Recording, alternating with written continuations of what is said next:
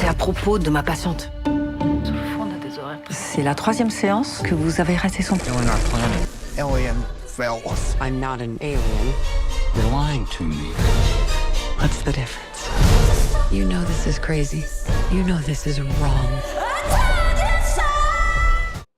La voix de In Rajab, le film choc de Kaouter Benania sur Gaza, l'actrice américaine Jodie Foster dans le rôle principal du nouveau film de Rebecca Zlotowski, Vie privée, et puis Bugonia, la nouvelle comédie absurde de Yorgos Lanthimos avec Emma Stone. Voilà pour le programme de ce nouveau numéro 100% cinéma de À l'affiche. Bienvenue à toutes et à tous. Et bonjour Thomas Borez. Bonjour Natacha.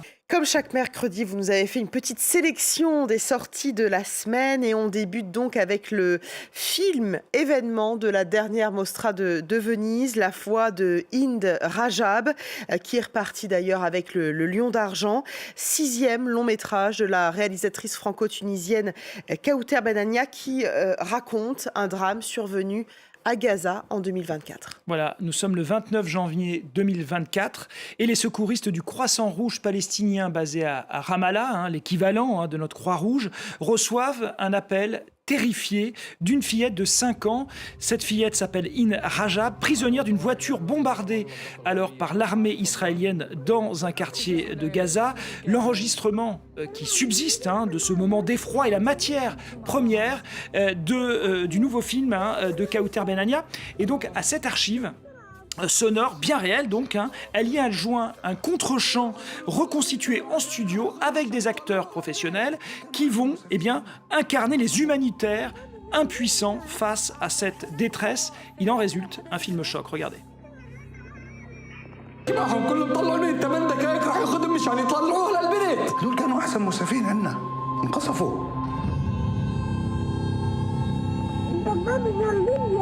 عم تتحرك ولا واقفة؟ طلع حدا منها؟ هنود؟ No, please, re-establish coordination, please. Please. انت رئيس صف دارسة.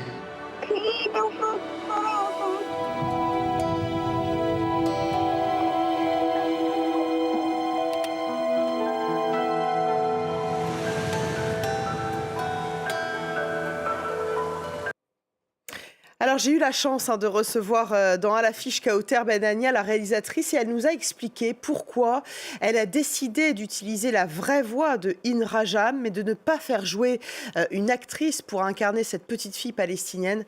Écoutez-la, on en parle juste après. Pour moi, c'est comme le disait Godard ou Rivette, je ne sais plus, le travelling, c'est une affaire de morale. Faire de la mise en scène de la mort de Hind, je n'aurais pas pu le faire. C'était même pas une option. Mais par contre, raconter l'histoire du point de vue des employés du Croissant Rouge, dont la mission est de sauver des vies, pour moi, c'était la bonne distance. Eux, ils ne sont pas à Gaza, ils sont à Ramallah. Ils sont notre écoute. Ils sont ils représentent, ils condensent à leur manière notre position autour du monde. On entend ces appels à l'aide, mais on est paralysé. On ne peut rien faire. Il y a cette sensation d'impuissance qui, moi aussi, m'a poussée à faire ce film. Alors moi, Thomas, j'ai trouvé ces choix de réalisation très forts, mais vous, cela ne vous a pas du tout convaincu?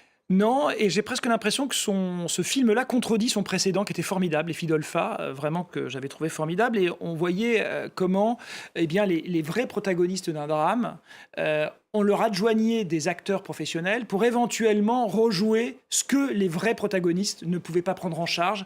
Voilà. Et il en résultait presque une espèce de moment où le réel était plus fort que la fiction, puisque les vraies héroïnes du drame disaient aux comédiens « Arrêtez, c'est nous qui allons le refaire, pour être au plus juste ». Là, il se trouve que ce dialogue n'a pas lieu avec Hind Rajab, et de fait, la petite fillette ne peut pas, elle, contredire ce qui est en train de se passer. Elle parlait de Godard ou de Rivette. Alors, c'est Rivette qui a a dit que le travelling n'était pas une affaire de morale. Et justement, il questionnait cette façon de comment prendre en charge l'émotion sans en faire du spectacle. Et moi, j'ai l'impression que ce que fait Kauter Benania, peut-être involontairement, c'est un spectacle. On est face à un thriller à l'américaine. Vraiment, on est dans un huis clos et puis on suit pas à pas la détresse de tous ces secouristes. Alors, je trouve que ce spectaculaire adossé pour prendre appui au réel, au vrai drame d'une petite fille, moi, m'a mis quelque part dans une situation très inconfortable. Et puis, d'un point de vue purement de cinéma, moi, j'ai trouvé juste que ce thriller était pas si bien que ça. Sans Le huis cynisme. clos ne vous a pas du tout convaincu? Absolument pas. J'ai pas trouvé que les comédiens étaient très bons, en perpétuel surjeu d'une certaine manière. Et de fait, on leur demande, à mon sens, quelque chose d'impossible à rejouer. Eh bien, c'est dit. Merci Thomas. On passe au film d'une autre réalisatrice française, Rebecca Zlotowski. Ce film, c'est Vie privée, un thriller psychologique avec Daniel Auteuil et Jodie Foster. Voilà, Jodie Foster, actrice américaine parfaitement francophone et francophile aussi. C'est pour ça qu'on l'aime, entre autres, Jodie Foster. Et on va dire que c'est pas forcément la première fois qu'elle joue dans un film français. Il y avait déjà eu Le sang des autres. Voilà, on la voit dans un film pas fameux, faut le dire, de Claude Chabrol. Petit rôle dans Un long dimanche de fiançailles de Jean-Pierre Jeunet. Et c'est à peu près tout. C'est vrai que c'est peu quand même. Et là, enfin, on va dire qu'elle tient les premier rôle dans un film assez étonnant, assez déroutant, j'en parlerai en détail tout à l'heure. Dans Vie privée, elle incarne donc une psychiatre qui enquête sur la mort possiblement suspecte d'une de ses patientes. Daniel Auteuil, vous l'avez dit, Virginie Efira, mais aussi Vincent Lacoste, complète le casting. Regardez. Propos de ma patiente. C'est la 3e séance que vous avez ratée sans prévenir, Paula. Au bout de 3 séances, je suis quand même en mesure de m'inquiéter. Je pense qu'elle était assassinée. Mais par qui et pourquoi? C'est la question. Instinctivement, je dirais que c'est sa fille. Vous pensez que je suis responsable de la mort de votre mère? Mon père le pense. Beaucoup d'argent. J'ai besoin qu'il me croie. Moi aussi, j'ai envie de savoir maintenant. Bon, vous nous dérangez, là. Je suis sur le point de coucher avec mon ancienne femme, alors ça suffit. Merci. Ah bah dis donc, tu voulais l'assommer, ta patiente, hein? Quelqu'un a trafiqué ça. C'est son mari, toujours, qui récupérait les ordonnances. J'ai trouvé des choses compromettantes chez lui. Tu fais ses poubelles? C'est mon boulot. Oh. Voilà, étrange que ce film labyrinthique, qui oscille entre comédie et thriller, on se rend compte en voyant la bande-annonce.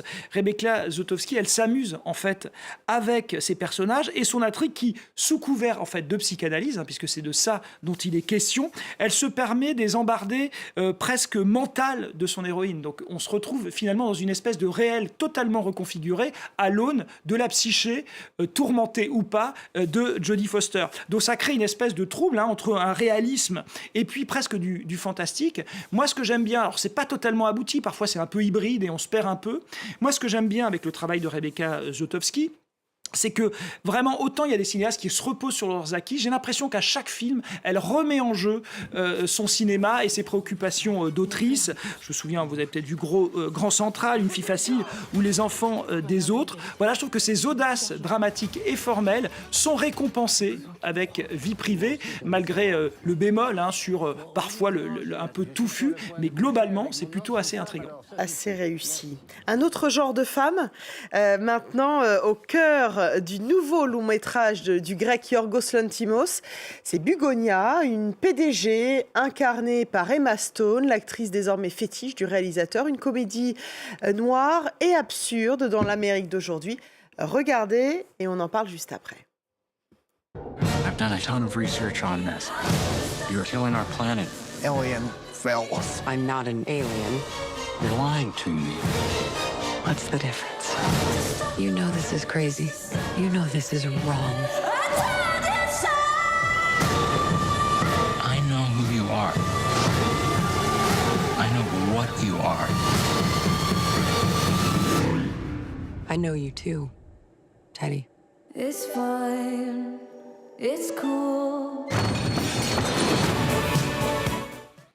Oui, vous l'avez dit, c'est vraiment un rapport entre le réalisateur et l'actrice, une espèce de complicité qui s'incarne de film en film. C'est la 4e fois quand même déjà qu'ils ont travaillé ensemble. La Favorite, Pauvre créature, qui avait valu le doublé Oscar Golden Globes à Emma Stone, et Kind of Kindness. Et voilà donc Bugonia, où elle incarne vraiment une chef d'entreprise possiblement extraterrestre. En tout cas, c'est ce que croit l'un des personnages incarné par l'immense Jesse Plemons. Alors, c'est vrai que la mise en scène est toujours distanciée de Yorgos Lanthimos, qui pose toujours un regard cynique et ironique sur l'humanité et parfois un petit peu dérangeante. Il n'empêche qu'il s'amuse avec ses personnages lui aussi et qu'il y a un final absolument dantesque qui vaut vraiment pour ce qu'il dit de l'Amérique d'aujourd'hui, mais aussi du cinéma en tant que tel. Bref, une comédie bourrée d'idées et on peut pas s'empêcher d'écouter Emma Stone, voilà. Elle va nous parler de la portée politique du film. Pas de spoiler alors. Pas de spoiler, écoutez-la. Je pense vraiment que c'est un film qui aborde beaucoup de sujets. La paranoïa, les défis posés en ce moment aux États-Unis, mais aussi dans le monde. Et oui, nous verrons quel parallèle le public établira.